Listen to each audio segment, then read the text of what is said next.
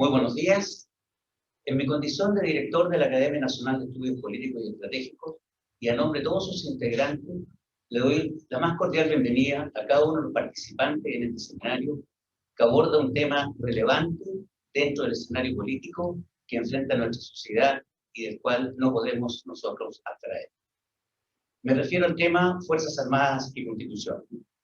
En un momento tan particular de la historia de nuestro país, nos enfrentamos a una tarea de singular importancia, como es la redacción de una nueva Constitución Política de la República, la cual regulará nuestro accionar y de ella dependerán muchos acontecimientos que marcarán nuestro futuro como sociedad. Para obtener un buen resultado en esta trascendental historia, nos hemos enfocado nosotros como academia basados en la historia, como país, en la experiencia personal y las mejores proyecciones de futuro que se logran, asimismo, en el ámbito académico, que nos permitan justamente afianzar el camino a recorrer para lograr un Chile desarrollado, integrado, unido de extremo a extremo y como parte de una comunidad mundial donde cada día es más relevante el trabajo y apoyo nacional y regional. En este sentido, y ante la tarea de redactar una nueva Carta Fundamental, nuestra academia, desde el año pasado, comenzó una serie de estudios y etapas de reflexión, de conversación y de mucho análisis con diferentes actores de esta crucial temática. Hoy estamos aquí para ir consolidando parte de nuestro trabajo, hacernos preguntas y también buscar muchas respuestas en un escenario que hace 3 años atrás nadie de nosotros podía imaginar. Solo nos permite ver hacia adelante con la convicción que realmente es buscar puntos de encuentro unos con otros, expresando nuestras opiniones sin temor, basados siempre en el respeto mutuo, en la confianza de muchas de estas respuestas verán la luz, producto de un debate con libertad de pensamiento y expresión dentro de nuestro ámbito académico. Durante este trabajo nos hemos percatado de algunos elementos que son clave en estudio constitucional. Ellos son los aspectos históricos, aspectos comparados, aspectos jurídicos y, por supuesto, algunas consideraciones políticas relevantes. Por lo anterior, dentro de la planificación de actividades para el presente año, consideramos fundamental la realización de este primer ciclo de 4 sesiones con algunos de estos aspectos, donde hoy interrogaremos a la historia, reflexionando sobre la realidad de nuestro país y buscando aquellos elementos que nos permitan hacer un real aporte a la mejor convivencia que merece Chile de frente a una futura constitución política de la República.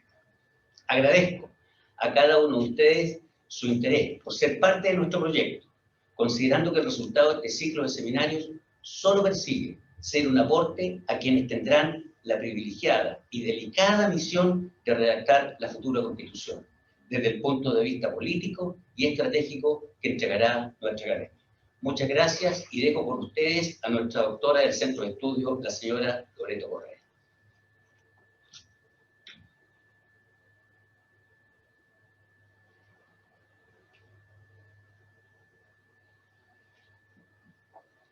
Gracias, director, colegas, amigos y público que nos mira desde distintas partes de Chile seguramente y también del mundo. La situación de las Fuerzas Armadas en la Constitución Política del Estado nos reúne esta mañana no solo por su importancia estratégica en el país. Nos reúne porque las Fuerzas Armadas son sin duda un referente desde la formación de Chile.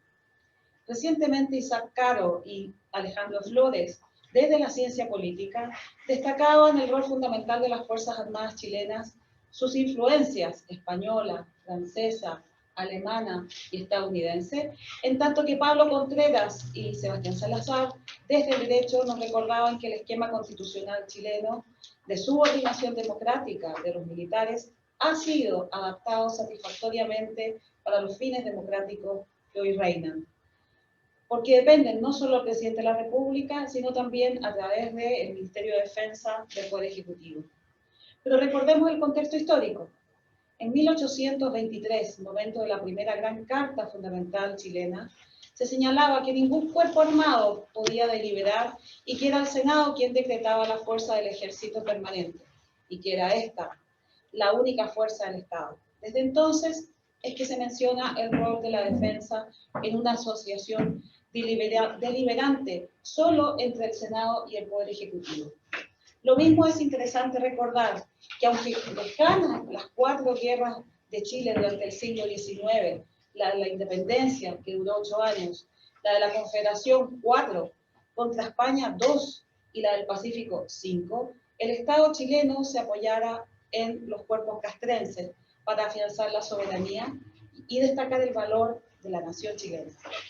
Así, hoy tenemos una oportunidad para reflexionar sobre cómo deben estar estas Fuerzas Armadas insertas en la Constitución, cómo debe ser su rol y sobre todo qué elementos debemos resguardar para el bien común de todos los chilenos. De cara al futuro, entonces, es que conversaremos desde una perspectiva histórica con nuestros invitados de esta mañana, y los hemos escogido porque son 3 reconocidos historiadores, líderes de opinión y reconocidos investigadores a nivel nacional. Y los presento. El primero de ellos, Alejandro San Francisco, bienvenido, licenciado en Historia por la Pontificia Universidad Católica de Chile, magíster en Humanidades por la Universidad Adolfo Ibáñez de Chile, máster en Estudios de Investigación de Historia y doctor de Filosofía de la Universidad de Oxford, profesor de la Universidad Católica y de la Universidad San Sebastián, es autor de un montón de libros, columnista, director del Instituto de Historia de la Universidad San Sebastián. En segundo lugar, y en orden de exposición, por cierto, Carlos Gutiérrez Palacio, historiador, magíster en Ciencias Sociales de la Universidad París 8, doctor en Estudios Latinoamericanos de la Universidad Arcis, director del Centro de Estudios Estratégicos y de la Revista de Estudios Políticos Militares de la Universidad Arcis entre los años 98 y 2007, fundador de un observatorio Cono Sur de Fuerzas Armadas y participante, lo que encuentro muy interesante, de las primeras comisiones de debate sobre los libros de la defensa en la primera década de este siglo. Finalmente, pero no menos importante, el presidente de la Academia Chilena de la Historia, don Joaquín Fernando A., licenciado en Historia de la Universidad Católica de Valparaíso, doctor en Historia de América por la Universidad de Sevilla, profesor de la Universidad Católica profesor de la Universidad San Sebastián y de la Universidad Católica, también autor de innumerables obras sobre las relaciones internacionales de Chile, sobre la historia de la política exterior, consultor del Ministerio de Relaciones Exteriores para el caso Bolivia contra Chile en La Haya. Bienvenido también esta mañana.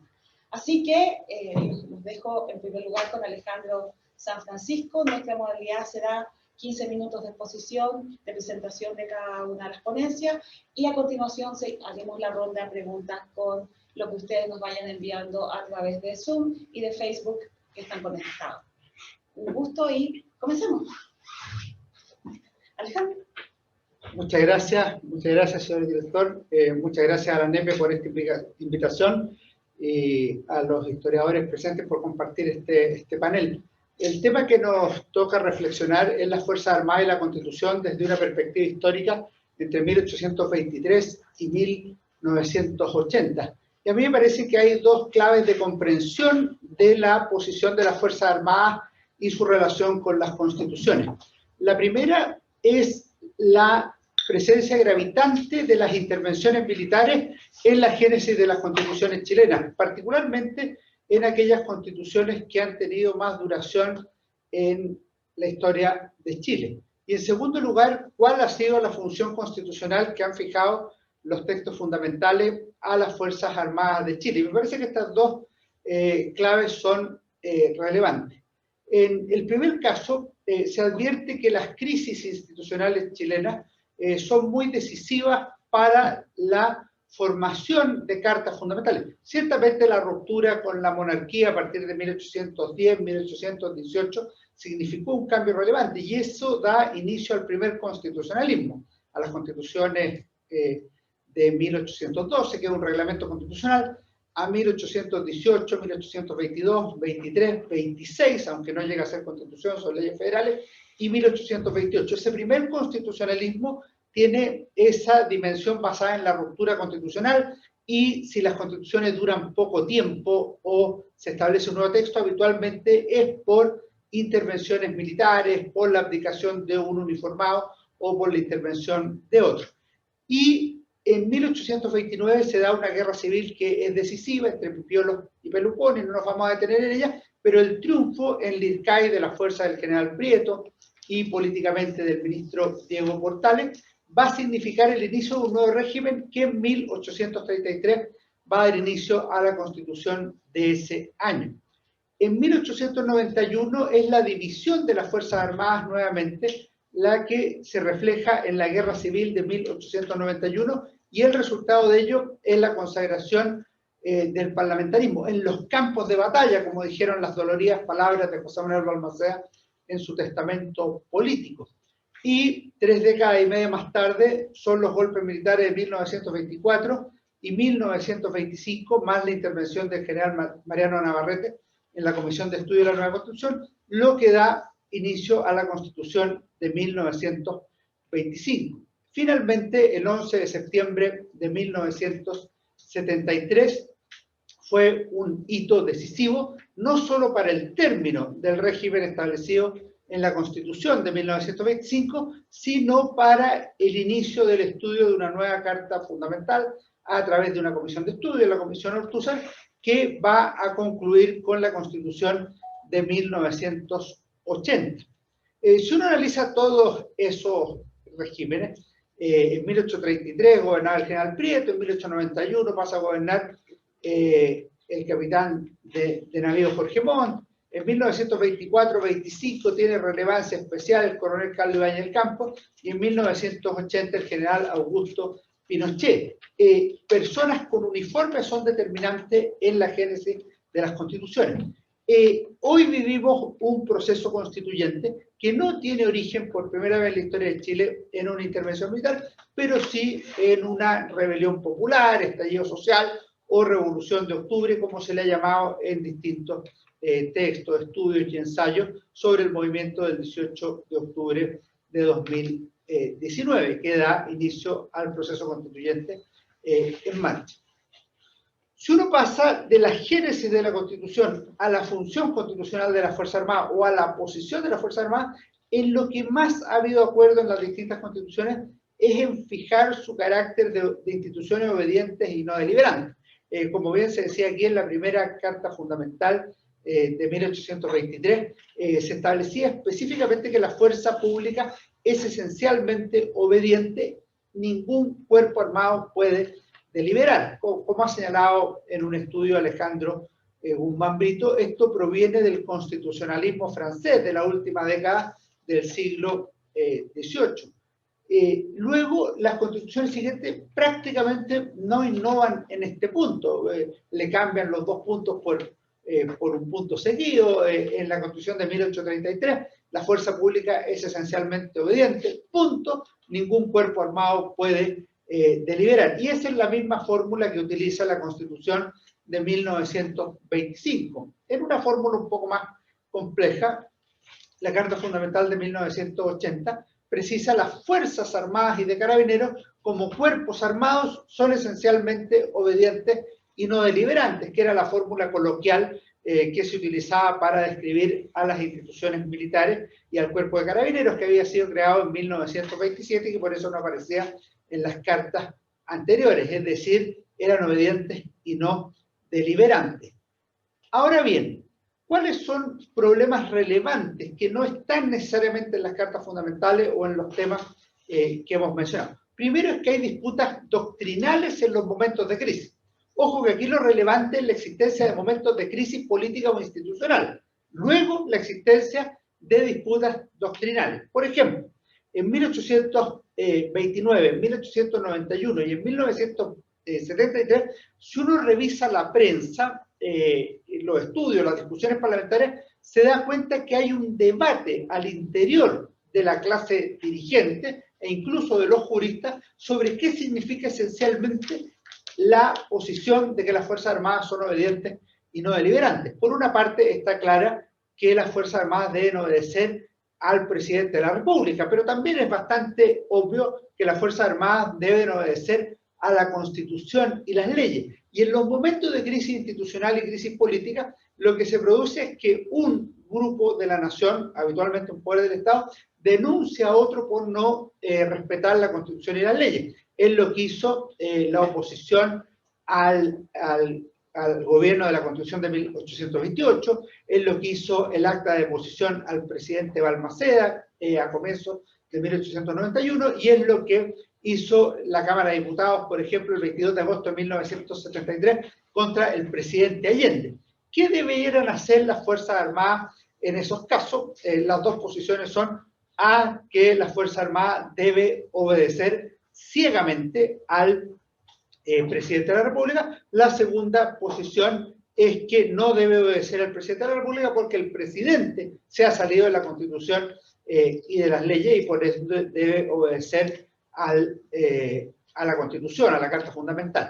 Esa es una discusión que es clave y ha estado presente en las crisis institucionales. La segunda es cuando hay cambios constitucionales de fondo. La reforma de 1970, lo que se llamó el Estatuto de Garantías Democráticas, se refirió a este tema, y lo que quería reafirmar el Partido Demócrata Cristiano, según expresó en esa oportunidad, era el carácter de las Fuerzas Armadas como garantes del orden institucional, y además como el único grupo con derecho a portar armas. La Constitución de 1980 innovó sustancialmente en este tema, atribuyéndole otras prerrogativas a las Fuerzas Armadas. Y esto es el tercer problema relevante que plantea históricamente el tema de las Fuerzas Armadas y la Constitución. ¿Cómo se hace un debate sobre la función política y militar de las Fuerzas Armadas en la Constitución de 1980? Antes de entrar a eso, me quiero limitar a decir un par de cosas sobre la llamada doctrina Schneider o del ejército. Estrictamente hablando, la doctrina Schneider no era una doctrina propia del general Schneider, como si fuera ajena a la doctrina del ejército. Era una reafirmación de la doctrina del ejército hecha por el general René Schneider durante la coyuntura electoral de 1970.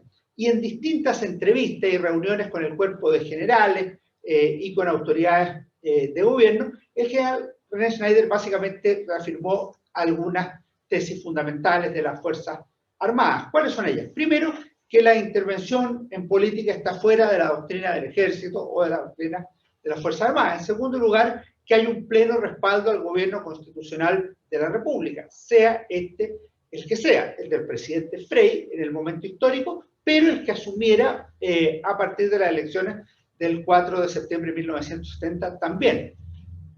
En tercer lugar, que las Fuerzas Armadas garantizarían la normalidad del proceso electoral, y para ello apoyarían a quien ganara las elecciones, fuera el que tuviera la mayoría absoluta en las elecciones del 4 de septiembre, o al que eligiera el Congreso Pleno entre las dos primeras mayorías relativas, que era lo que señalaba expresamente la Constitución. Y por último, que no debe entenderse a las Fuerzas Armadas como alternativa de poder, según parecían estar planteando oblicuamente o derechamente algunas personas.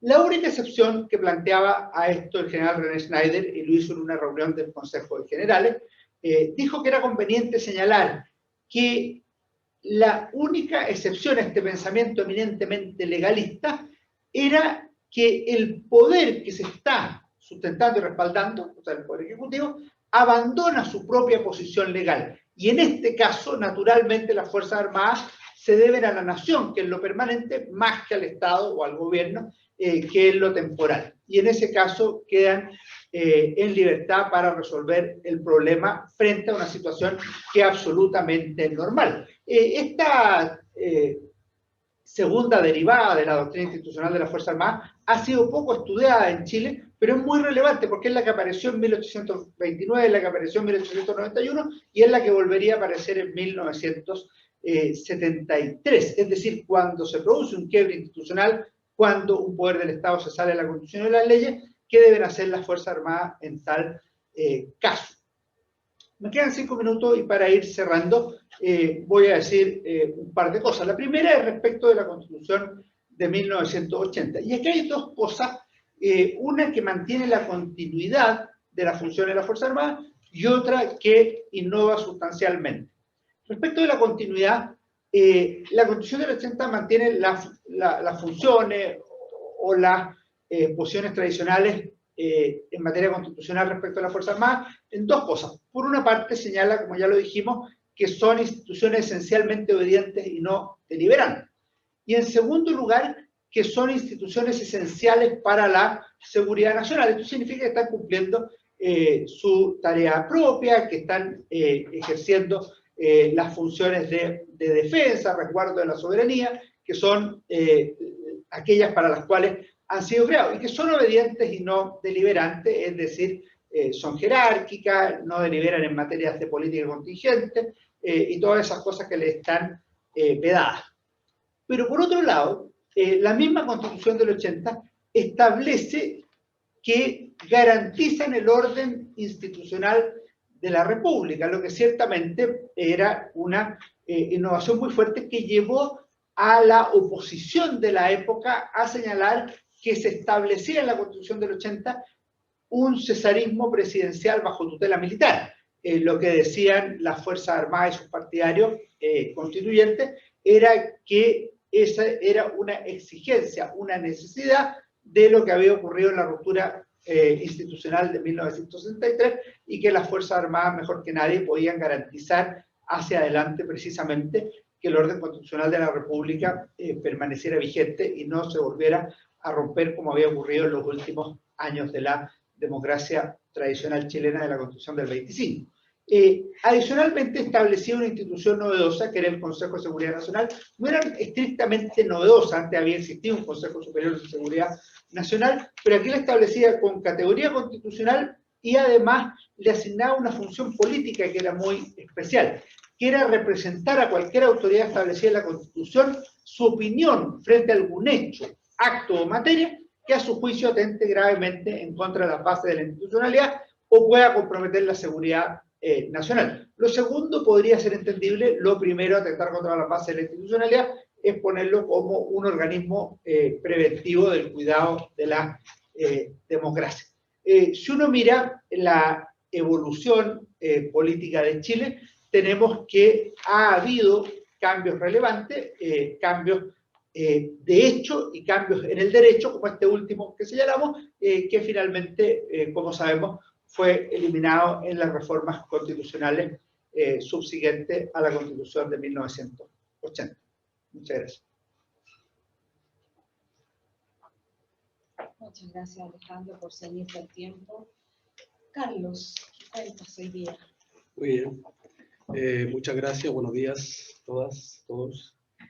Me sumo a los saludos por esta invitación y particularmente a la tarea que está asumiendo la NEPE en este momento y temas tan relevantes de país y que por las propias particularidades o función por sí misma de la NEPE creo que puede jugar un rol bien importante. En aras del tiempo voy a efectivamente tratar de entregar algunas ideas fuerzas, ideas generales, conclusiones de mi punto de vista de la apreciación sobre esta temática tan relevante.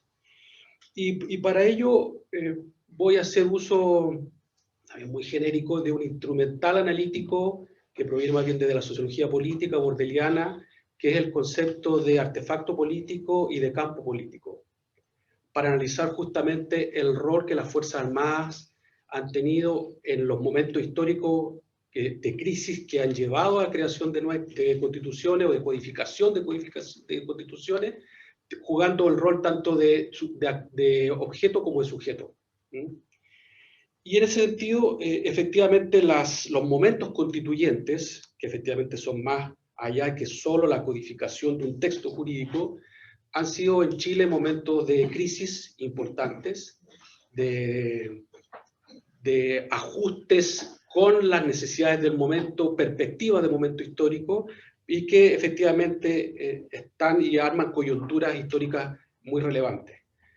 Yo armaría ahí un primer gran grupo de estas constituciones en torno al 23, 28 y el 33, que efectivamente dan cuenta de un artefacto o artefactos que están buscando dar cuenta de una nueva configuración de un Estado-nación, que viene saliendo, ¿no es cierto?, una guerra de independencia frente a un poder extranjero, y que por lo tanto en la búsqueda de su nueva configuración efectivamente realiza experiencias políticas y construye un campo político de fuerzas en disputa que justamente buscan algún tipo de salida política al respecto.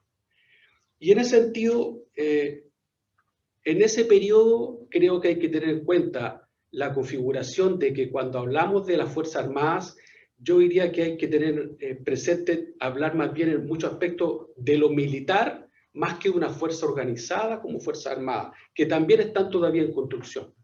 Hay que recordar que incluso en ese periodo hay una convivencia entre lo que se denomina ejércitos permanentes, fuerzas permanentes, con milicias, que todavía el concepto es ambivalente o se usa indiscriminadamente fuerza pública, fuerza armada, fuerza como tal, y por lo tanto la construcción de lo militar organizadamente también es un campo en disputa.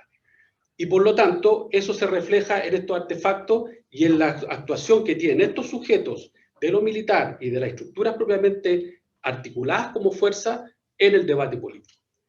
Y eso lleva a que efectivamente es un momento en que las constituciones, en esas tres, tienden justamente a que la política se exprese en una articulación de fuerzas relativamente equilibrada entre el Congreso, es decir, legislativo y ejecutivo esencialmente, que tiendan esencialmente en su articulado a poner control sobre lo militar, más allá de qué expresión orgánica esta tiene, y efectivamente entonces es un juego de fuerza que trata de equilibrar, diríamos en términos contemporáneos, de la subordinación de lo militar a la política y a los actores políticos civiles que efectivamente se configuran en la Constitución.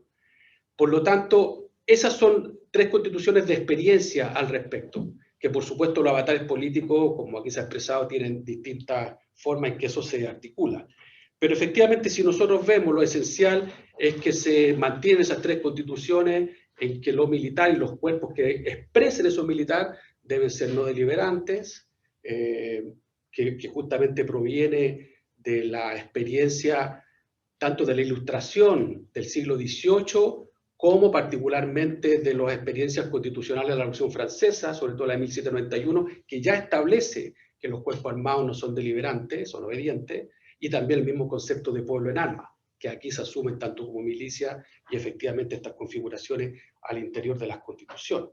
Por lo tanto, ahí hay una coyuntura histórica de tres artefactos distintos, de una construcción de un campo político que también está en disputa y construcción, que tiende entonces a que el rol de las Fuerzas Armadas o de lo militar como objeto esté controlado al interior de las constituciones, tengan roles relativamente genéricos, en algunos casos se habla de seguridad, tanto la fuerza permanente como la milicia, labores de seguridad exterior como interior, hay controles efectivamente para que el rol esté acotado incluso a determinadas circunscripciones y las fuerzas no cambien, no se trasladen a otras circunscripciones o provincias en su minuto. Entonces, el sujeto militar, el sujeto fuerza al interior como objeto está delimitado ahí. Como sujeto, efectivamente juega un rol importante en la configuración de estos tres artefactos constitucionales, tanto dentro como fuera de la Constitución. Y efectivamente, bueno, los avatares en la historia, para no entrar en detalle, pero sin lugar a dudas es un periodo en el cual lo militar juega un rol importante.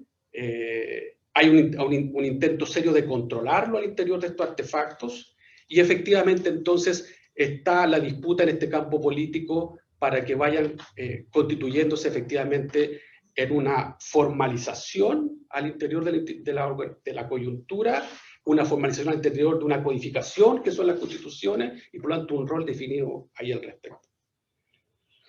La otra gran coyuntura era el 25, incluso ahí muy interesante porque aparecería en esto como una cierta anomalía o una rareza, porque la Constitución del 25, justamente de nuevo, el rol de la Fuerza Armada como objeto al interior de la Constitución es muy minimalista.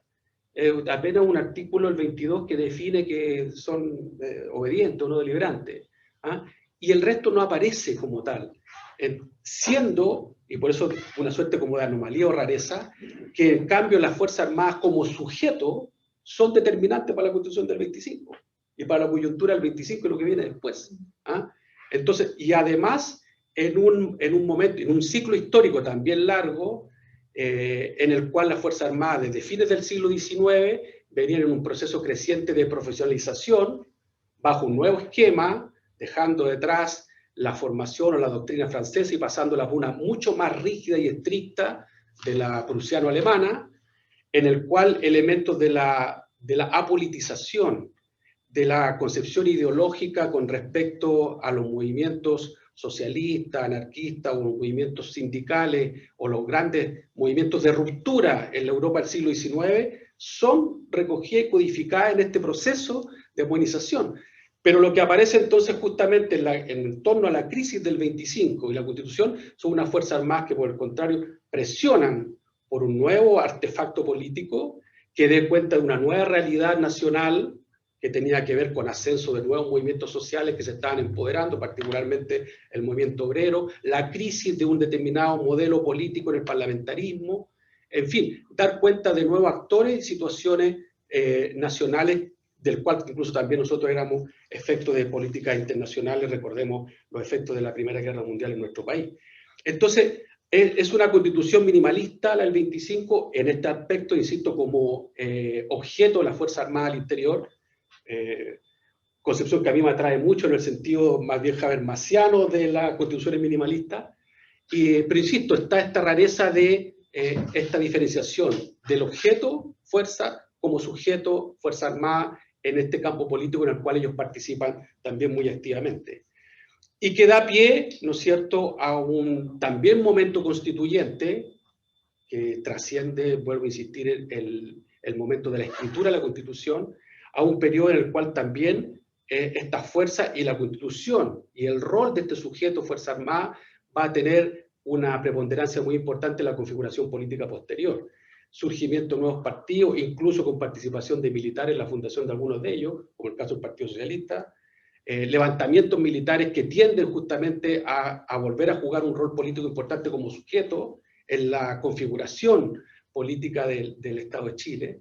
Entonces, es un momento interesante, desde mi punto de vista, y que todavía necesitaba explicarse qué pasa con esta suerte, insisto, de dicotomía al interior de la Fuerza Armada, de un proceso que tiende a homogenizarlos en la modernización, pero que a su vez también da cuenta de todas las contradicciones que vive la institución como reflejo de esa sociedad en ese minuto. Y el tercer gran momento, para mí, sin lugar a dudas, en los años 70, que va a terminar con otra constitución, en el cual hay dos aspectos muy interesantes. Uno, efectivamente, en el año 70, entre la elección del candidato Salvador Allende y la confirmación del Parlamento de ascensión a su presidencia, está la disputa del constitucionalismo. Y está la figura Schneider, como se ha planteado acá, que surge planteando esta suerte de doctrina, que incluso más que doctrina, porque efectivamente no está codificada como tal, pero sí es un relato muy potente el rol que las Fuerzas Armadas tendría frente a una coyuntura de crisis política y por lo tanto de cómo se relaciona con el artefacto que le da sentido a ese momento político, que es la Constitución del 25. Y también el otro factor creo que es muy importante, que a mí produce después una distorsión muy fundamental, que es la discusión en torno al Estatuto de Garantías. Porque, sin lugar a dudas, es una pelea política entre la coalición Unidad Popular y particularmente la democracia cristiana, pero donde en la elaboración de lo que va a ser después el Estatuto de Garantía propiamente tal, me parece que la democracia cristiana incorpora un concepto que va a ser determinante después, que es otorgarle a las Fuerzas Armadas una suerte de rol de la institucionalidad democrática, que no estaba en la Constitución anterior. ¿Ah? Si bien en el cuerpo que después del Estatuto de Garantía no aparece eso como tal, porque lo que se incorpora es ampliar ese minimalismo de la Constitución del 25 para decir que no son deliberantes, son jerarquizados, obedientes, etcétera, etcétera, etcétera, pero en el debate del Estatuto de Garantía aparece esto como novedad, que las Fuerzas Armadas son garantes de una institucionalidad democrática. ¿Ah? Y eso rompe, desde mi punto de vista, una tradición constitucional en la cual ningún organismo supraestatal o supraconstitucional podía tener esa función. Que después, por supuesto, se incorpora en la Constitución del 80, que para mí es la aberración máxima, porque es un artefacto político que clausura lo político y clausura la política, porque elimina el campo político. Es una constitución que efectivamente lo que hace, en una sobreideologización total, decir que hay un organismo, una institución, una organización que supra, que es la responsabilidad, tiene la responsabilidad de la institucionalidad democrática, que es garante de esa institucionalidad, que se maneja en un concepto de seguridad nacional no definido y que incluso contamina absolutamente todo. Hay que recordar que la seguridad nacional, ese enunciado no definido, va desde la actividad económica que no se puede hacer porque afecta a la seguridad nacional, hasta la educación que no se puede hacer porque afecta a la seguridad nacional. ¿Qué sería esa seguridad nacional? Y para eso hay un actor.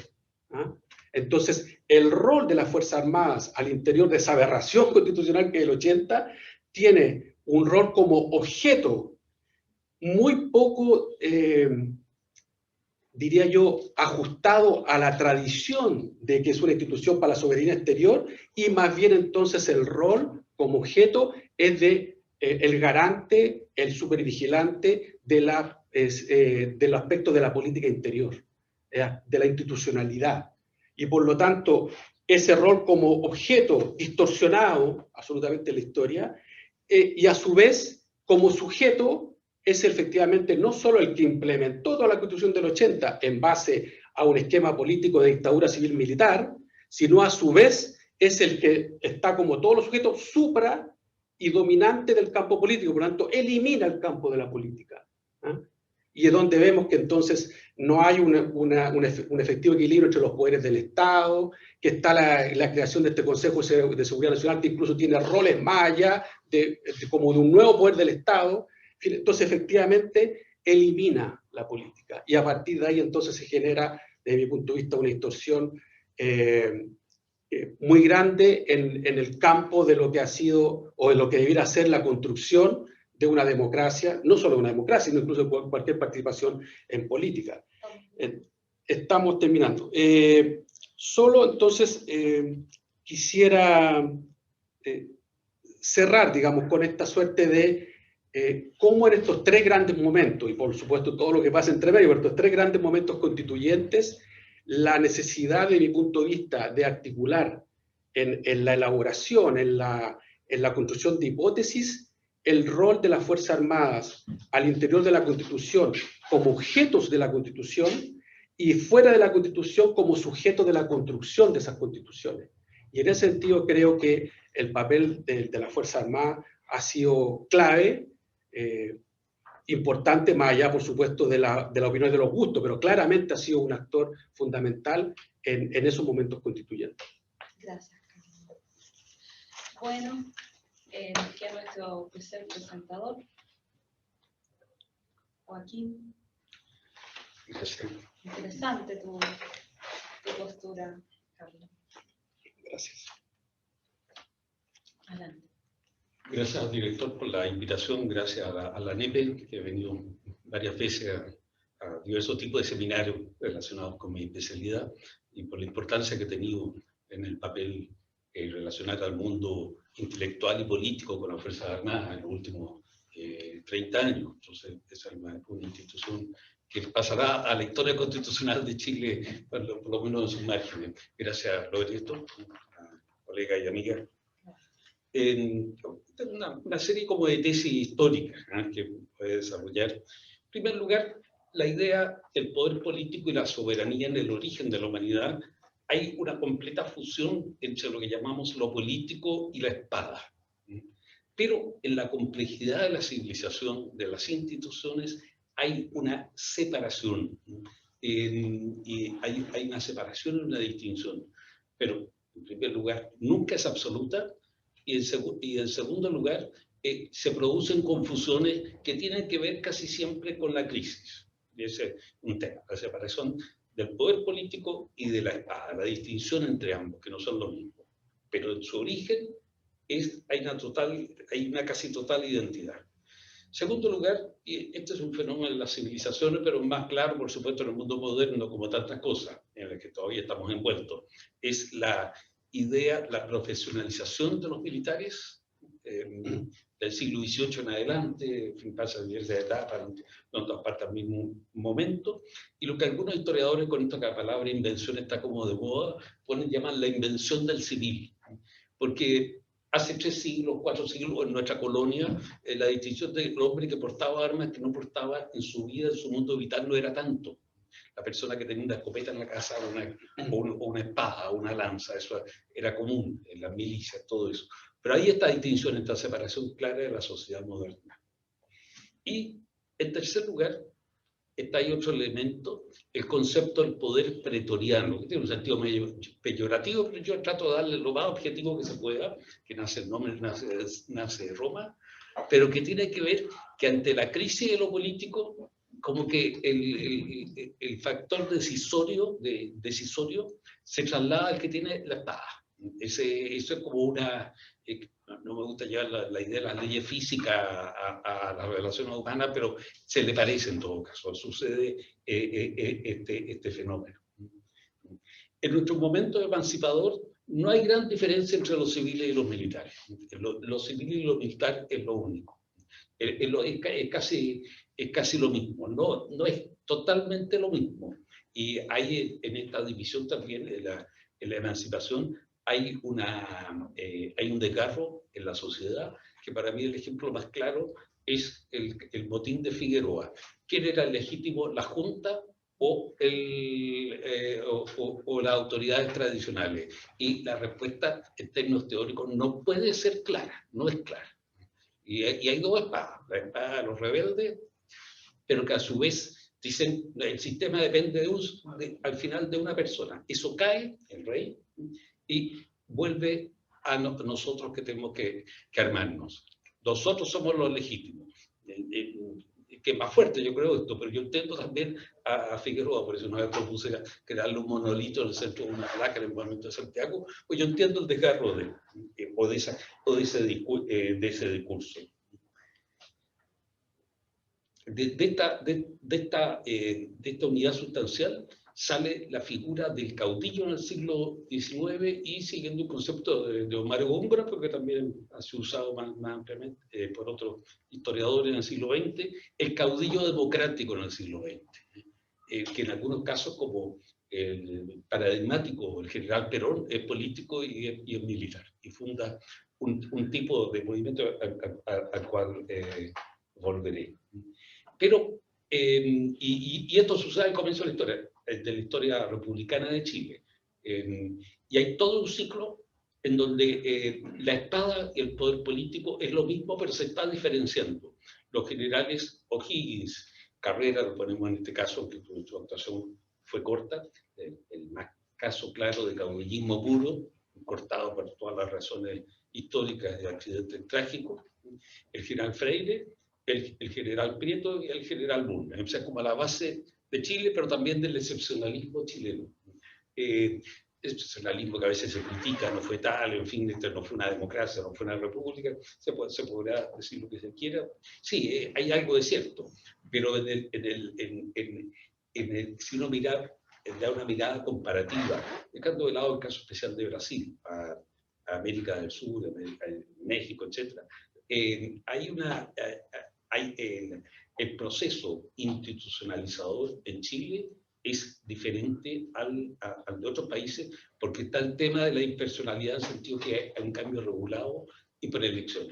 Si esto fue porque Portales murió y a lo mejor si hubiera vivido, hubiera sido el caudillo, no lo sabemos. Pero así fue, eso fue la relación. Y también los gobiernos que suceden a General Prieto aplastan las rebeliones, porque si no hubiera sido así, hubieran obtenido más o menos algo parecido a lo que sucede en otras partes. O sea, las constituciones, principalmente las 28 y las 33, que son casi lo mismo, un poco, que como pasa mucho en esto, se leen los documentos al revés, se le agrega esto, se le quita lo otro, nace de esta circunstancia.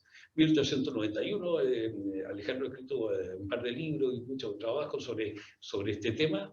Ya es algo diferente y se ve en una transición entre el siglo XIX y el XX en este punto. Primero también está la lectura al revés de la Constitución, el caso. Y en segundo lugar, las fuerzas políticas, el presidente, el Congreso, por resumirla en dos conceptos, pero más que eso, convocan a los militares. Hay una convocatoria, un llamado. Que están con la legitimidad que representamos nosotros. No, la representamos nosotros. Eso está, ese es el llamado. Y después en el siglo XX, en el siglo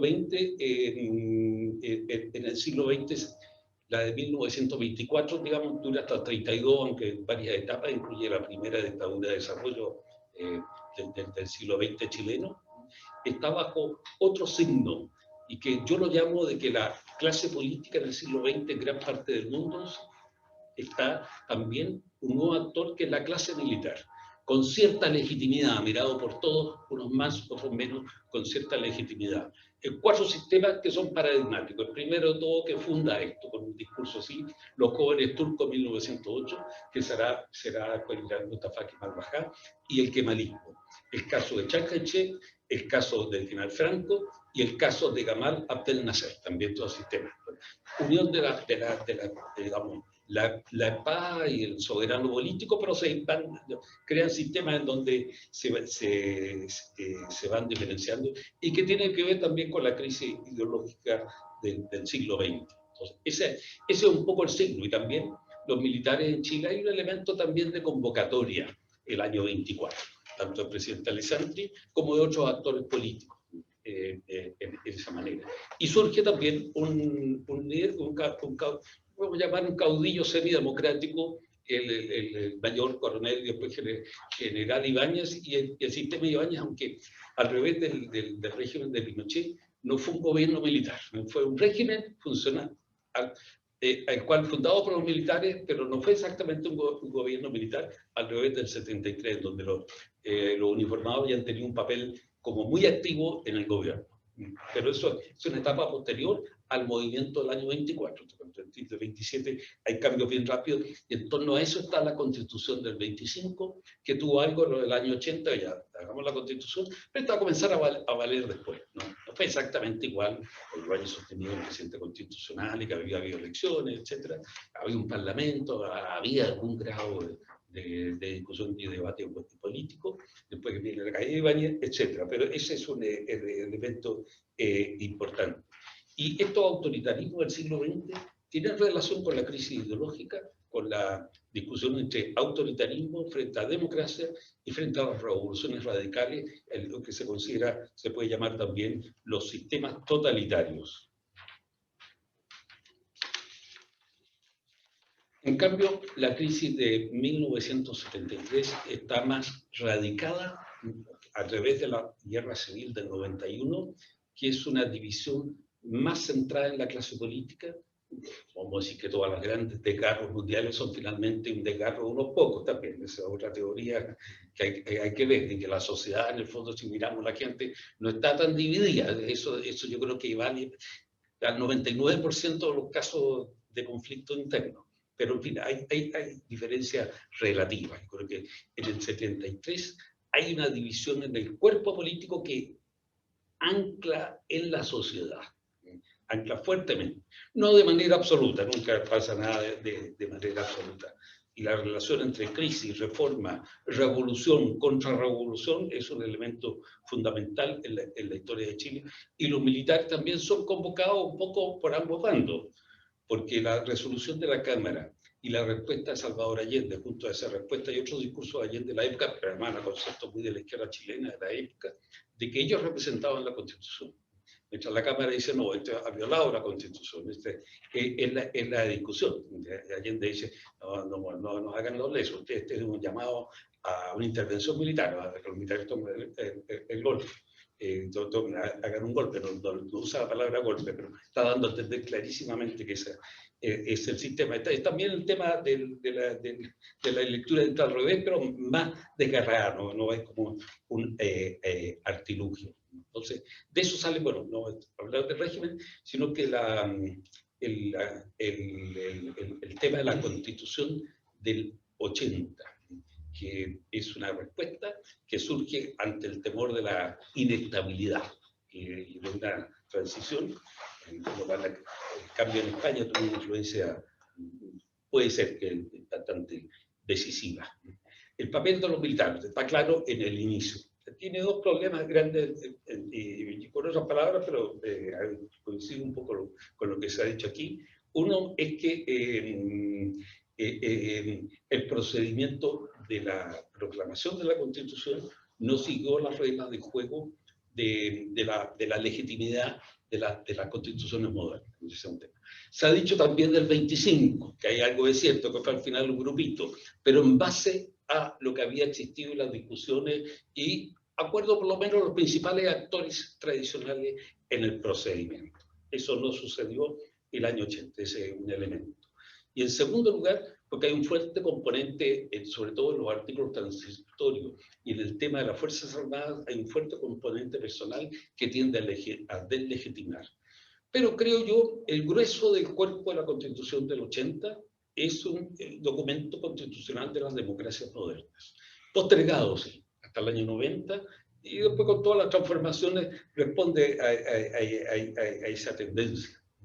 Y el desgarro original del 73 y la convocatoria a los militares tiene que ver con algo de las revoluciones en general.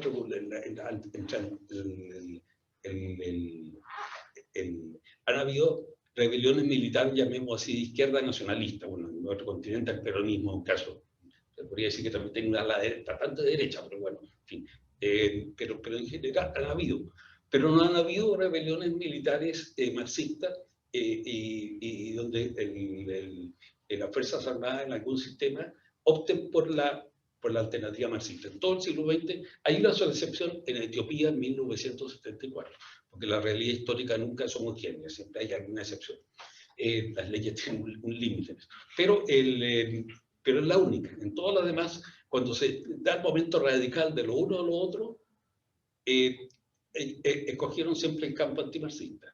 E incluso a veces aliados con fuerzas de izquierda, como fue en Alemania en 1919, entre el gobierno de Ebert, por personalizarlo, y los jefes militares que habían quedado después de la derrota. Y este elemento, yo veo sobre todo el Consejo de Seguridad Nacional y los senadores institucionales o designados, como parte también de un elemento de transición, pensando en una transición más tensa, y no que por las condiciones del fin de la Guerra Fría, en el fondo una gran convergencia en el mundo se reprodujo también en Chile, que es el fenómeno que al final legitimó por un periodo a la Constitución de 1980, reformada por dos momentos especiales, 89 y 2005 como símbolo. Hoy día estamos ante una conmoción superior y vamos a un nuevo proceso constitucional. Digo nomás que vamos a contribuir, según mis cálculos, a la Constitución número 253 en la historia latinoamericana desde 1810. Yo me pregunto si no tenemos que comenzar para pensar América Latina y nuestro país por ahí, en vez de empezar de otra manera. En fin, eso queda ahí. Y hay otro elemento también, con esto termino, en la década de los 80 se visualizó el fin de este fenómeno de la clase militar como parte de la clase política y de la legitimidad de los regímenes militares. No es que no haya, pero la legitimidad internacional ha disminuido. Y también el caso de Turquía vaya simbólico. El golpe de 1980 del general Epren fue que era mirado muy bien por los europeos y por Estados Unidos, porque había una lucha entre extrema derecha e izquierda que había descompuesto. En fin, y la Constitución del 80, el tema que fue sacada como una respuesta más avanzada al régimen y no como partiendo vamos a hacer vamos a reordenar constitucionalmente este momento. Fue bastante breve. Y eso también ha llegado a su fin a partir de aproximadamente el 2000, se está simbolizado en el nombre de Erdogan, pero no avanzando hacia un sistema democrático, sino que lo que hubo el avance democrático y está ahora más bien hacia la versión del mundo islámico al caudillo democrático. Yo creo que hay que mirar lo que va a pasar en Turquía, porque los países islámicos han sido, por llamarle un nombre, más cosmopolita a lo largo de su historia del imperio turco, en el sentido, es otro tipo de paradigma especial, pero representa este tema, aunque hay una tensión subyacente todavía entre las Fuerzas Armadas y Erdogan, o gran parte de las Fuerzas Armadas, porque es como el fin del kemalismo, este tema. que es la lucha entre dos tipos de Turquía. Y por último digo yo que el tema está volver a la imagen del soberano y de la espada. Mucho depende, porque el único sistema legítimo finalmente es la democracia. La democracia en el mundo está pasando por malos momentos. La democracia es así, pasó por buenos y por malos momentos. Eso está consustancial con la democracia. Pero si hay como un deterioro sistemático en los países donde ha estado más afirmada, claro, nuevamente lo probable es que de alguna manera u otra, ya sea por el puñal o por la espada, las armas y el soberano como que tienden a una convergencia que no es el ideal, por supuesto, en la cumplido el proceso civilizatorio. Gracias, Laurito. Gracias, Joaquín. Hemos recibido muchísimas preguntas, así que estamos muy agradecidos por la participación. Y voy a intentar sintetizar a partir de lo que están haciendo mis colegas, de síntesis de preguntas, algunas cuestiones generales. Creo que las intervenciones, sin duda, han dado pie para tomar varios elementos que tienen que ver con las Fuerzas Armadas y otras consideraciones de los poderes políticos del Estado. Y en ese sentido, una de las preguntas que más ha salido en el panel es ¿qué rol le ven ustedes? ¿Debería estar? ¿No debería estar? ¿Cómo debería estar? ¿Debería estar definido dentro del apartado inicial de la Constitución? El clásico concepto que nos molesta a veces en algunos sectores del país. ¿Qué podríamos decir? ¿Qué opinan ustedes de este concepto de la Constitución? ¿Alejandro? Bueno, es una pregunta general para todos, en realidad.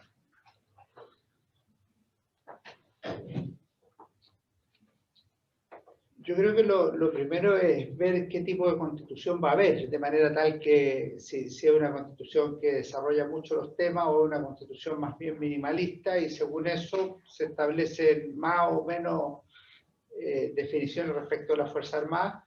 A mí me parece lógico que se mantenga la tradición constitucional de ser instituciones obedientes y no deliberantes, y que existen para la defensa de la patria, para la seguridad nacional. Se pueden agregar ciertos conceptos que estuvieron en algún minuto y que han desaparecido del constitucionalismo, como es la integridad de la nación o la integridad territorial del país. Si uno mira, por ejemplo, el juramento constitucional en 1833, evidentemente tenía un elemento religioso en el primer elemento, observar y proteger la religión católica apostólica romana, luego cuidar la integridad e independencia de la nación y guardar y hacer guardar la Constitución y la ley.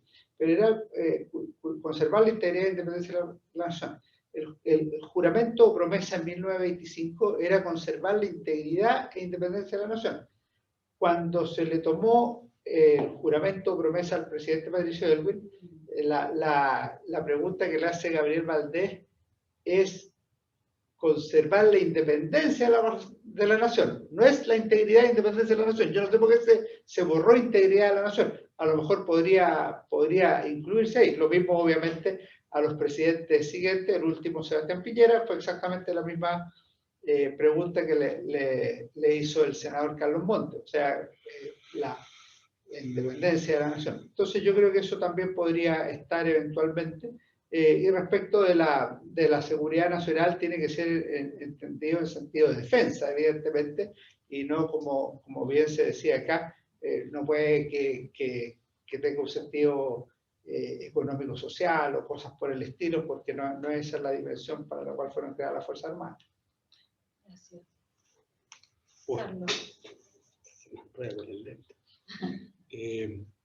Mira, bueno, yo, como lo manifesté, soy más bien de la tendencia a trabajar demasiado en la Constitución minimalista.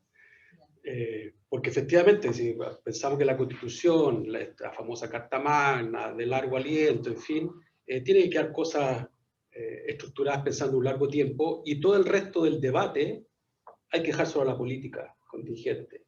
Y para eso están las estructuras de la política. Y eso serán leyes, decretos, discusión parlamentaria, plebiscito, en fin. Entonces, lo menos que quede tan codificado, amarrado, que es justamente para mí elimine lo político y la política. En cuanto, primero lo de seguridad nacional, sin lugar a dudas, yo lo sacaría completo.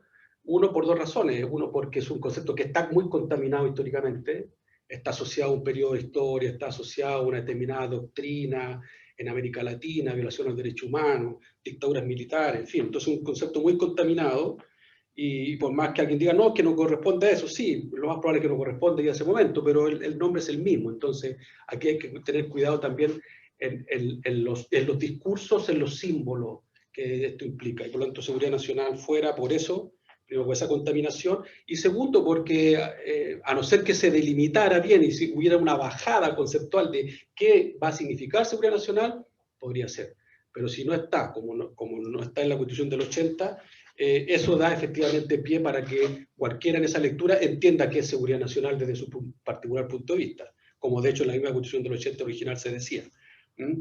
Eso con respecto a eso. Por supuesto, el rol para mí es único. Las Fuerzas Armadas están para la seguridad externa, soberana del Estado. Incluso el concepto de nación yo no lo pondría, una cuestión muy particular de la discusión actual. ¿Cuál es la nación chilena? Si resulta que estamos discutiendo si este Estado es plurinacional. Entonces, si es plurinacional, sería todas las naciones. Entonces, yo pues creo que hay que meterse en los menos problemas posibles en los cuales las Fuerzas Armadas tuvieran roles que tienen que ver con otras definiciones. Entonces, el rol es la seguridad exterior, la soberanía del Estado y, por lo tanto, política de defensa en la bajada. Y hasta ahí. Solo eso. Solo eso. Joaquín. Sí, yo coincido en la discusión de una constitución, si tiene la arquitectura básica. Tenemos que mirar lo que ha sido la historia de Chile. Yo creo que hay una experiencia importante constitucional. No podemos apartarnos mucho de eso, porque esas son las constituciones modernas de la sociedad democrática. En lo de Nación, Carlos, yo coincido porque dentro de América Latina y dentro de muchas partes, comparado con gran parte del mundo, Chile es relativamente homogéneo. O sea, hay que mirar las cosas de esa manera. Ni un país, ni una sociedad humana es completamente homogénea. Y en Chile, claro, hay varios Chiles, pero hay una nación. Ahora, una nación moderna admite inmigración, hoy día está en la doble, a veces hasta triple nacionalidad, según las circunstancias de la vida de la gente. Hay excepciones, naturalmente, a esta situación, porque no puede ser tampoco terminar en que la Constitución es para una entidad abstracta, no es una entidad histórica, de gente, de grupos que han convivido. Se puede cambiar algunos elementos de la convivencia, pero esa es la idea básica de una sociedad moderna.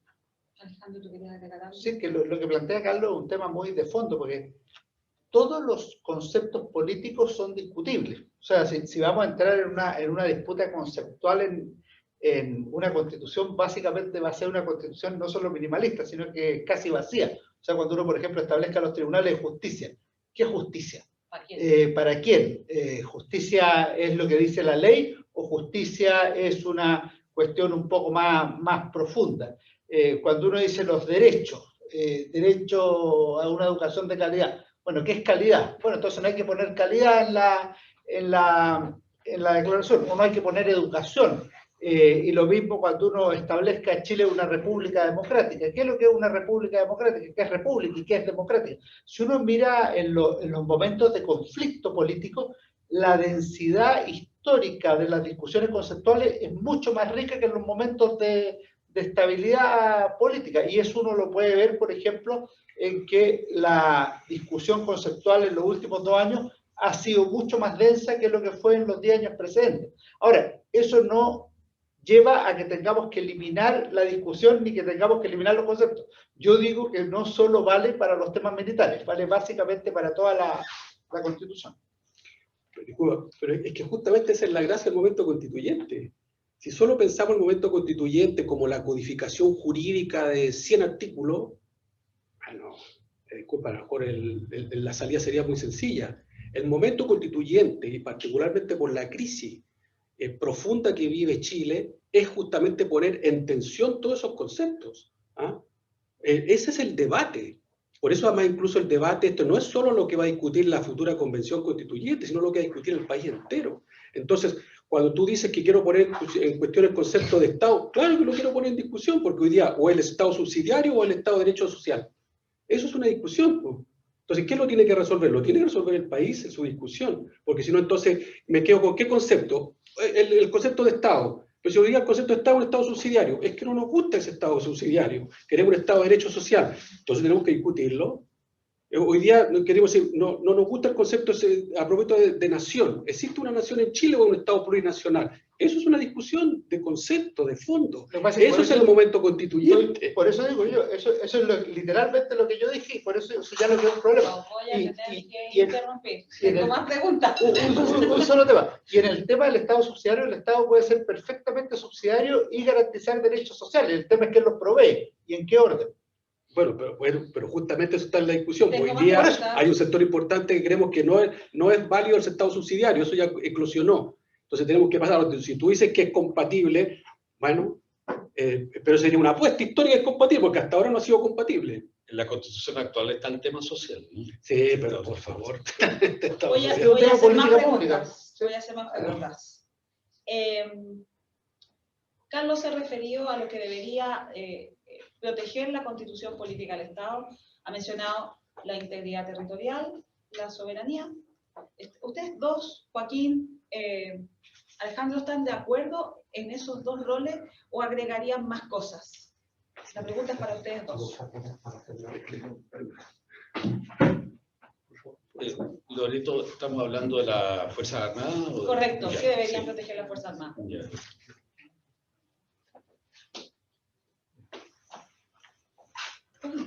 Ya, yo diría la integridad del país, la independencia y el orden público, de acuerdo a la Constitución.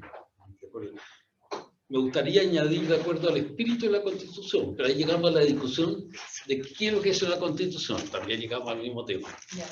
A veces mientras las cosas no se discuten son más fuertes y más estables. Cuando empiezan a discutirse, comienza la crisis. Alejandro, ¿tú? A mí me parece que las Fuerzas Armadas deben defender la soberanía nacional, o la soberanía del Estado, la soberanía del país, y ciertamente deben defender la integridad territorial de Chile. Tienen una tradición y un factor que es de carácter disuasivo. O sea, si a mí me preguntaran, ojalá nunca las Fuerzas Armadas participaran en un conflicto bélico, para que nunca hubiera una guerra. O sea, ese es muy simple, pero para eso debieran estar preparadas. Para eso. Ya. Para todos de nuevo, no voy a hacer preguntas individuales. Han llegado muchas preguntas, pero aviso que han llegado muchas preguntas de carácter jurídico que son para la próxima sesión, así que voy a seguir con las de carácter histórico. Los pilares que deberían estar instituidos de las Fuerzas Armadas en la nueva Constitución. Si es que salimos de esta idea que tiene Carlos de hacer una Constitución minimalista, ¿ya? Supongamos que la lógica constitucional que viene por delante nos llevará hacia una Constitución un poquito menos minimalista, más declarativa. ¿Qué cosas deberían estar ahí sí o sí, aparte de estos temas?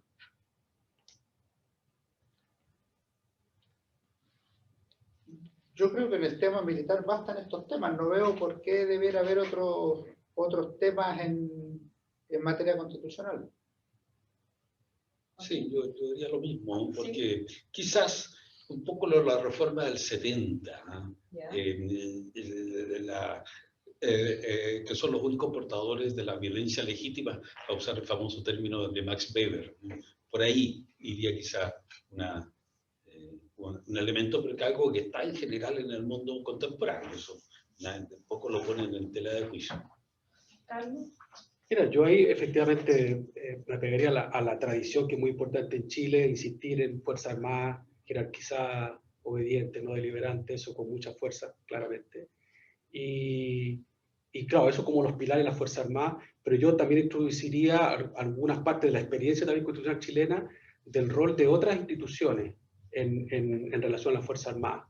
Por ejemplo, los temas de ascenso, retiro, denuncia, que existían en la Constitución del primer ciclo entre la del 23 y la del 33.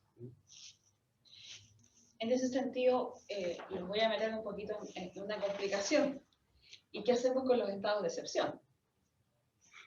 ¿Cómo verían ustedes la participación? ¿Eso debería estar, podría estar, sería conveniente que estuviese declarado en la Constitución? El estado de excepción sí tiene que ser un elemento constitucional, no puede ser una ley. Y eso está siempre en las constituciones, porque el estado de excepción pertenece a la naturaleza de la experiencia política. ¿Y eso El problema está cuando se eterniza.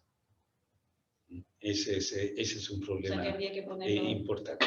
Habría que ponerlo con unas limitaciones. Es que está en los dos lados, está en la Constitución y la aplicación práctica está en la legislación. Ahora, evidentemente, la Constitución tiene que poner los límites de un estado de excepción, pues no puede ser un estado de excepción permanente que al final la excepción sea la regla, y porque eso es ya la dictadura y no una democracia que tiene un momento que vive de excepción. Sí, bueno, los estados de excepción efectivamente tienen que estar regulados, existen, por supuesto, y mejor que estén regulados en este caso en el cuerpo jurídico principal, que es la Constitución, por supuesto con todas las excepciones propias de la democracia contemporánea, el rol de los otros actores, particularmente el Poder Legislativo, y sí yo haría una particularidad con respecto a una definición más explícita cuando en los estados de excepción se define el rol de las Fuerzas Armadas y particularmente lo que se denomina como el jefe de la defensa, en algunos casos. Yo creo que efectivamente ese concepto debiera renovarse para no asumir que efectivamente jefe de la defensa sea estrictamente o esté asociado exclusivamente a que es un jefe militar, porque no es necesario. ¿Dónde dejarías la conducción? No, pues la conducción la puede hacer un civil. Si la defensa, además en el Estado, cuando hay estado de asamblea, la guerra la conduce el jefe de Estado. Es decir, lo militar, no necesariamente cuando se dice jefe de defensa, que se entienda que el jefe de defensa es un militar. Las fuerzas armadas pudieran participar en estado de excepción, pero el mando debiera estar prácticamente sin ningún problema en algún civil. Sobre todo, incluso, por ejemplo, hoy día que en la futura estructura nuestra vamos a tener intendentes electos, por ejemplo. El intendente podría ser efectivamente un jefe de estado de emergencia en esa zona, y no necesariamente eso significa que el jefe de defensa es un militar. Eso creo que hay que conceptualizarlo de otra forma, porque cuando se dice jefe de defensa se asume inmediatamente que es un militar. Y yo creo que no es necesario que en un estado de excepción, particularmente al interior, el jefe de defensa sea un militar. Y en la parte operativa, Carlos, porque es interesante lo que tú planteas, pero se subordinan al poder civil. Sí, pero el poder civil no necesariamente puede conocer el terreno, la lógica y el nivel de crisis que se están desarrollando. Por eso, pero es que a ver si eso no tiene, si para eso van a haber un conjunto de fuerzas que articulan un estado de excepción. Un estado de excepción, efectivamente, lo que te interesa es que el mando central esté en algún, que tiene que ver con estado de excepción, sea catástrofe, etcétera, es un civil. Si lo que tiene que después es articular todo el conjunto de fuerzas necesarias que se requieren para ese estado de excepción. Si lo que yo digo es que, ¿por qué un estado de excepción? Alguno de esos de catástrofe, el jefe de defensa se asocia que tiene que ser un militar. Para mí no es necesariamente, no es un sinónimo. No, perfecto. Y eso yo lo regularía en la Constitución, porque, insisto, como dice hoy día, el jefe de defensa se asume mecánicamente que es un militar. ¿Tú estás de acuerdo, Alejandro? Yo creo que puede ser un civil o un militar indistintamente, depende mucho de quién sea la persona. Un civil lo puede hacer muy mal, un militar muy bien, viceversa. O sea, pero no veo por qué tenga que estar establecido que siempre deba ser un militar o que siempre deba ser un civil. Puede haber un civil muy ignorante, un militar muy ignorante, hay que verlo en cada caso, muy poco prudente, muy poco hábil. Yo designaría una persona competente. Joaquín. No sé, no tengo opinión al respecto. Lo importante es que no se pierda el profesionalismo de las Fuerzas Armadas. Ese es un tema. No haya la pequeña politización que se puede producir en confusiones y alianzas, los intendentes, gobernadores. Yo creo que estamos marchando hacia un sistema de sobreelecciones. Las democracias son sanas si saben limitar las elecciones a determinados cargos. Pero en fin, ya sé que el país va marchando en una dirección, pero tendría miedo a confusiones. En un país relativamente pequeño como este, que se puede, desde los grandes poderes se puede abarcar. Tengo dos últimas preguntas. La primera es una general que tiene relación con lo siguiente. Alejandro señaló al principio de su exposición que las Fuerzas Armadas se deben a la nación, que sería lo permanente, y no al gobierno o al Estado. La nación, según se entiende habitualmente, es una entidad sociopolítica construida en un determinado momento histórico, o noción propia del momento que se produce la Carta Magna. ¿Cuál creen ustedes que es lo permanente que debería estar resguardado en la Constitución Política del Estado? Y respecto a lo cual las Fuerzas Armadas tuvieran siempre que hacerse cargo. ¿Volvemos al mismo punto de la soberanía y el territorio? ¿Solamente eso? Yo, perdón, una aclaración, yo no señalé eso, yo señalé que eso lo había dicho el general Schneider. O sea, el general Schneider lo que dijo, si el poder que se está sustentando y respaldando abandona su propia condición legal, en ese caso la Fuerza Armada se debe a la nación, que es lo permanente, y no al Estado, que es lo temporal. Eso es lo que dijo el general Schneider. Ahora, esa es una fórmula que se usa en otros textos legales. La Constitución vigente, por ejemplo, señala que la soberanía reside en la nación y que su ejercicio se realiza por el pueblo y por las instituciones que la Constitución establece. O sea, la nación en ese sentido es más permanente. La nación incluye como a los que fueron, a los que son y a los que serán, tienen una existencia ontológica que es de carácter superior. En cambio, el Estado es la nación políticamente organizada, el pueblo es el que actualmente existe. Esas son las diferencias que hay. Ahora, ¿qué es lo que hay que defender o priorizar? A mí me parece que ciertamente lo que hay que priorizar es la mejor calidad de vida de las personas. O sea, si la política existe para algo, y aquí Carlos lo decía muy bien, hay que dejarle el resorte de la mayor cantidad de cosas a la política. Bueno, pero ¿para qué se justifica la política? ¿Para qué se justifica la economía? ¿Para qué se justifica la organización de la sociedad? Para que la gente viva mejor. Si es que la política no sirve para que la gente viva mejor, la verdad es que la política está dando la hora. Si es que la economía no sirve para que la gente viva mejor, hay que hacer reformas económicas. Y lo mismo debiera ser para todo el sistema. Eso se le puede llamar bien común, bien de la sociedad, se le puede llamar de felicidad pública, se le llamó en algún minuto, pero lo clave es que la gente viva mejor y para eso existen los derechos, para eso existe la integridad territorial, es porque da seguridad. Si todos los territorios estuvieran en disputa, estaríamos en guerras permanentes. Ahora los territorios no son perpetuos, los territorios han ido cambiando históricamente, han cambiado, han estado en discusión, o sea, incluso el territorio de Chile ha tenido negociaciones con otros países para ver si hay canje de territorio, o sea, todo eso yo ya lo dejo a los especialistas, pero me parece que aquí hay ciertos criterios básicos para abordar el tema. Carlos, ¿algo que agregar sobre este punto? Sí, yo creo que efectivamente lo permanente, digamos, en esto para mí es la articulación Estado-Nación. Por supuesto, con la discusión que es Estado y qué nación. Sobre todo en este caso, por ejemplo, que yo me inclino por un Estado plurinacional en Chile. Porque la pregunta es efectivamente si lo permanente es solo la nación. Bueno, la nación puede existir sin un Estado. Entonces el Estado también sería permanente, porque está en una articulación con la nación. ¿Ah? Esa es la gran conquista, ¿no es cierto?, de los tiempos modernos. ¿Ah? Entonces, para mí eso debería ser lo permanente, esa articulación, digo, porque efectivamente discutir los conceptos de Estado y nación. Y claramente el fondo de eso, la propensión de eso, es asegurar el ejercicio permanente de la soberanía popular. Eso para mí, sin lugar a duda, es indudable que tiene que estar explícito en la Constitución y un respeto total, porque en definitiva es el soberano, el pueblo, el que articula efectivamente una sociedad política. Lo otro es empezar a buscar representantes o intermediarios, que por supuesto existen, digamos, pero es que no coopten efectivamente y tergiversen el concepto de la soberanía popular. Joaquín. Yo creo que tiene que estar definido el documento constitucional. Y de ahí no hay cómo escapar de que si las Fuerzas Armadas son independientes del texto constitucional, se va para cualquier lado. Hay circunstancias en donde, por llevarlo en famosa división, la legitimidad y la legalidad chocan.